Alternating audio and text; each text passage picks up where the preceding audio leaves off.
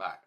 Let me just say this. For anyone who thinks this is easy, this takes a good solid hour a day to do. So you better appreciate it, okay? Anywho. Hello, bitches. Just kidding, but trying to switch it up because I always just say, all right, all right, all right. I should probably make a montage of all my videos starting and just how it all ends with, all right, all right, all right. Cool. So, welcome to the Late Night Shane Show. Got my funny hat on today because I'm trying to be funny, and I probably won't be funny at all because of that. But part of the reason I run this show, it's not really just comedy. It's kind of a place to be a little raunchier. This is actually on my main page because it won't let me go live on my uh, won't let me go live on my comedy page. I gotta shout out my dad just joined. I don't know if he's still in. I won't shout out everyone, but what's up, Timmy D? Hope you're having a good one. Kind of late for you, 1 a.m. Hopefully you had a good night. Not sure what you did. I know you were kind of laying low. Love the hat, thank you. I appreciate it. I knew you'd like this one. I got a couple of them. I gotta wear it at golf maybe one day. But yeah. So, anyways, I kind of started. Love you too, Timmy D. So I started a story on the Shane D show about an older lady who was flirting with me, and how she said like, "Oh, you're cute." It just kept feeding me compliments. At one point, my potential hairdresser walked in, and my hair's looking kind of curly out the back. Have my hat on backwards, and the haircut lady or hairdresser is like, "You still need that haircut?" And I'm like, "Hey, at least I haven't cheated on you. You know what I mean? And got my haircut somewhere else." I'm like, "I'm still waiting it out."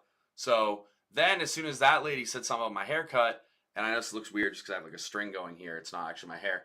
But then the lady who's flirting with me is like, "Oh, you don't need a haircut. I like your hair." And I'm like, boom, thank you. And then she kind of gives me a backhand compliment, but was also kind of a good comment. She's like, yeah, like, you know, I don't mean this in a mean way. She's like, you're obviously like a bigger guy. And I'm like, all right, where's she going to go with this? And she's like, I think if you lost more than 15 pounds, you wouldn't even be good looking. I'm like, that's an interesting thing to say. I'm like, thank you. Probably the last thing I need to hear, but I think 15 pounds would be great. Even the weight I have lost so far has been great. I don't know exactly what she meant by that, but when she first started with like, hey, you're a big guy, and I think she also just means the hair works well. She's like, I wouldn't go longer. It was good feedback. She's a little bit crazy, not gonna lie. Nothing wrong with having a friend. So, anyways, at a certain point, I've been chilling there talking. We were flirting for a while. She was a little like rude to the bartender at some point, which I'm like, damn, I don't really want to be like talking to this lady. But I think it was clear that like we just met. It wasn't like someone I brought to the bar, and is what it is. Like she's not the nicest person to the person that she interacted with. Not gonna end a friendship over it, but I definitely wasn't pumped because that's kind of like where I plan on working. So I was kind of like at first cold shouldering her and stuff like that. Eventually, she kind of like got through my tough exterior because she just kept feeding me compliments. I'm like, well, I'm not gonna ignore someone who's saying I'm good looking. Like, feed it up. I'm like, oh, I needed this confidence boost. Hell yeah, keep it coming. So, anyways, at a certain point, I'm getting ready to leave. I see that she's like trying to download Uber or something. And I'm just like, hey, if you need a ride, I got you. Previous to that, she actually took down my number, like just kind of, she's like, oh, we're going to be friends, stuff like that. And I'm like, whatever. I just offered a ride home. And I'm kind of like, oh, I hope she doesn't even accept because I just smoked a blunt in there before and it's going to reek like weed. And I'm like, that'll be kind of awkward. Whatever. I was like, maybe I can spray some Febreze. I'm like, oh, that'd be like weird, like rushing to my car to spray it. I don't know. So I was like, whatever. I offered. She accepted. Was completely a platonic invitation. Like, I plan on just driving her home. I figured she was on the way. It was on the way, which was convenient. When she smelled the smoke, though, she's like, oh, you have weed? I'm like, oh, you want to smoke, whatever? She's like, yeah, yeah. I'm like, you want me to roll something up right now? Because I smoke blunts. And that would have been, pretty ideal. But she's like, no, I have a bowl at home. Like, we can smoke it. And I'm just like, huh, how's this going to go? I'll save you a couple minutes anyways. Nothing bad happened. It ended up just being a cool night. Got to talk to her. She's a pretty cool resource to have down here. She's local. She had this sick house, absolutely beautiful house, nice dog named Willa. I forget even why the Willa. Oh, it's something to do with like Jon Snow and Game of Thrones. That was something we like talked about. She had cool music going. What I really felt like in a way, and I know Timmy D, I probably said this to you already, but I just feel like almost like Nick Kerouac from The Great Gatsby, where it's like part of me was like, I don't really want to go to her house. I was like, nothing good will come from it. But then the other part was like, I don't really know what'll happen unless I go. And I'm like, you never know. Like, she could end up knowing someone that, turns out to be a great person in my life, maybe my future girlfriend. She's a local, who knows? Also, I'm like, local people are great for, real estate and stuff like that. And ultimately, she was just a cool person besides that one downside where I was like, she's kind of drunk right now, and she's kind of was a little mean to the staff, more mean than I like. But I have other people that are friends, and they're not always the nicest of staff. I don't appreciate that, and I try to avoid maybe situations with them like that. But it's not their entire character. I'm not sure what kind of deep rooted issue that is that people have that they're mean to servers. I'm personally very nice to servers. Someone who's about to be a server and has been kind of a server in the past. I don't know why people would be rude. She wasn't totally rude. She was just being kind of like just short, and like she was mad that they wouldn't let her open a tab. I wouldn't let her open a tab. I'm surprised they even served her because she was honestly pretty drunk at the time. Turns out she wasn't as drunk as I thought. The more we talked, like she remembered my name. Yeah, she needed someone to talk to. You're right, Timmy, and that's something I'll get into. Yeah. So, anyways, sick place, very cool. She had a fireplace. I love fireplaces in South Carolina. You'll probably never use it besides like a week in the winter, but it's just a very cool, homey feel. There's not a lot there. I don't have a fireplace right now. Even in my old house, I had one. I think I used it once, and the smoke came back in the house. So, just because you have a fireplace doesn't mean you're going to always use it necessarily. Cool. Other than that, she had a pool, which was very nice. I was like, I'm going to be going to that pool in the summer. And we kind of laughed about that. But yeah, so anyways, sorry, I'm just checking my notes here. But yeah, I mean, with her, she unfortunately had some tragedy recently, and I don't want to like unlock all her business, but basically she has a 7-year-old son, and she's been like raising him with her ex-husband, who's kind of was in the picture, and he just dropped dead suddenly in December. Horrible story. Won't give all the details of that, but the 7-year-old son actually like walked in and found the kid. I felt so bad, and that's like very fresh. Oh, so it wasn't December, it was October. That's still like 5 months previously, and like trying to figure out life and stuff like that, and like I could tell she needed definitely a friend. Yeah, thank you. I appreciate it, Tiffany. I was trying to be kind. I think part of me in the back of my head was like, well, this lady's cute enough. She's feeding me compliments. I knew deep down in my heart, I was like, there's really no. I was like, I even felt a little uncomfortable going to her house because like I hope she doesn't try anything. We kind of joked about it. I was like, hey, that no funny stuff, and she's like, no, we're just friends. I was like, all right, good, kind of thing. And there were some moments where there was a little bit of sexual tension, but at the end of the day, it's like, hey, we're not going to do this time around. I kind of told her, I was like, hey, maybe in a couple months when you're not dating someone, we'll see how it goes. She's like, no, I need a guy friend anyway. So it worked out great. She was a great person to talk to. I had someone to talk ear off, which is always good. Someone other than my normal people that I'm always bothering with my kind of never-ending talking, stuff like that. Overall, she's a cool person. We listened to some great music. We had very similar vibes. She showed me some new songs. I showed her some new songs. And it was just cool. It was a nice little powwow. It was very picturesque, or I guess like it felt like I was in a movie. That's kind of why I brought up The Great Gatsby. I'm sitting there. We're on this porch, covered porch. She has like a heater, which was nice because it was kind of chilly out. Music's going with the TV. TV wasn't as much picturesque, but when you look out on the water, it was like the moonlight was lighting up the pool. Almost looked like there was a light in the pool because of it. And then the water, rain's coming down. There was a spotlight on this bike that was just kind of like there, propped up. I was like, dude, this literally feels like just a movie, kind of a scene, something like that. It was very cool. I actually like when life does that. I think there's a certain saying or word that describes when life feels like you're in a movie. I had one other time recently that was like that when I was in Boston. I was walking through not Central Park, Boston Commons, and I was right near the duck boats and the swans or whatever, swans and stuff like that. And it literally felt like I was just walking through an old like Victorian picture or like old picturesque thing. Very cool. So it's fun when you experience that. Sometimes you want to take your phone out and take a picture, but I think that kind of ruins the moment. And so that wasn't what I did there. It wasn't what I did in Boston Commons either. I kind of regret it, Boston Commons, but I don't think the film would have done it justice. So like the memory almost serves better. Cool. So this is my cry for help. I thought I put a note there actually before.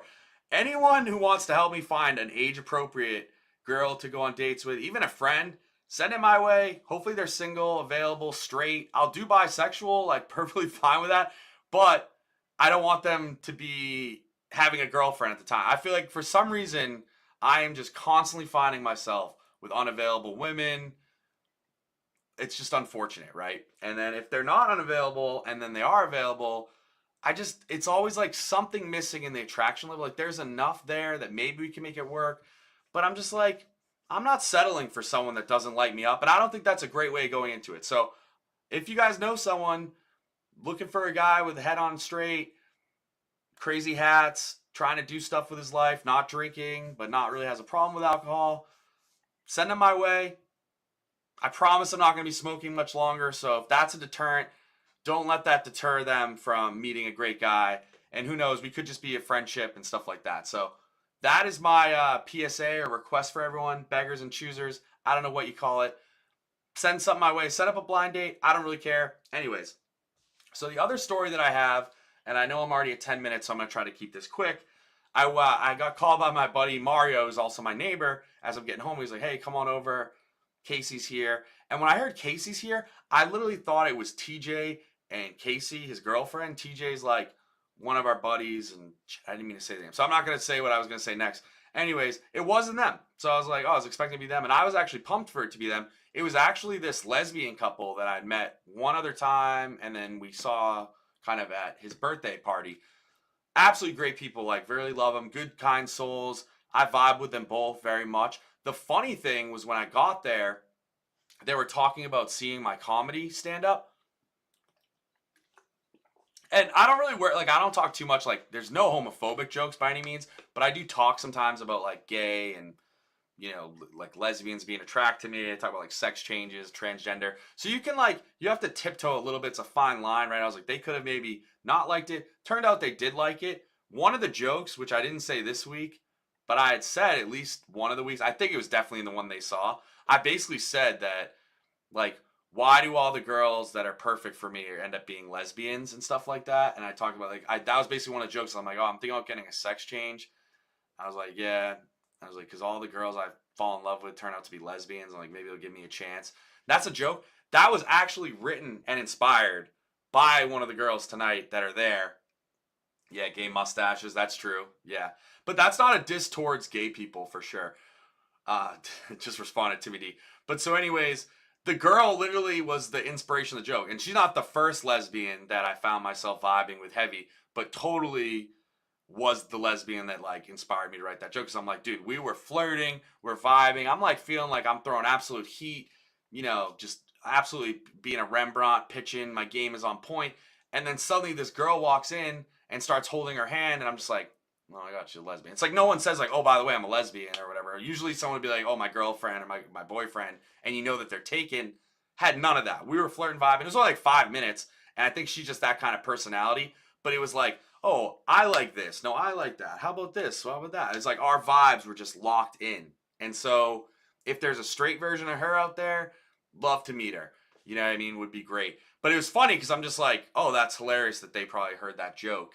And I'm just like, that's literally the person I wrote about. Anyways, what I found myself, which was a little awkward, is like, I'm still gawking at this girl and like flirting with her. And I'm like, oh my God, I can't make it obvious. Like literally her girlfriend's here. Plus I respect their relationship and I have no chance anyways.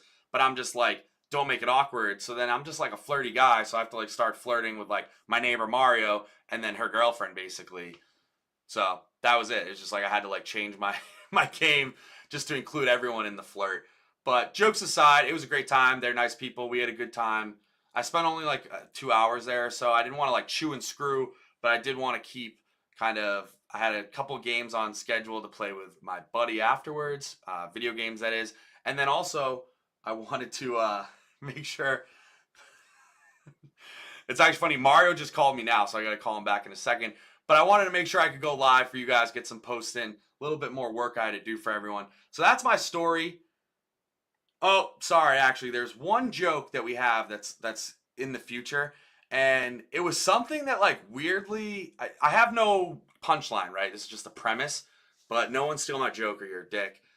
But the joke's about how, like, thermometers for babies used to be, like, shoved up people's butts and stuff like that. And when they said that, like, when we mentioned that, I had, like, a pain in my ass from, like, the last time as a baby or whenever I was conscious, and someone, like, shoved that so far, and they like lube it up or Vaseline, I don't know what they put on that thing, so far in my butt and like hit a wall or whatever that it felt like it went like in the back of my throat. Like, to be honest, I used to hate the strep throat test, and I think part of that was remembering when the freaking thermometer was shoved in my butt. And I'm just like, they all three of us had a similar reaction, like, dude, that thing fucking sucked.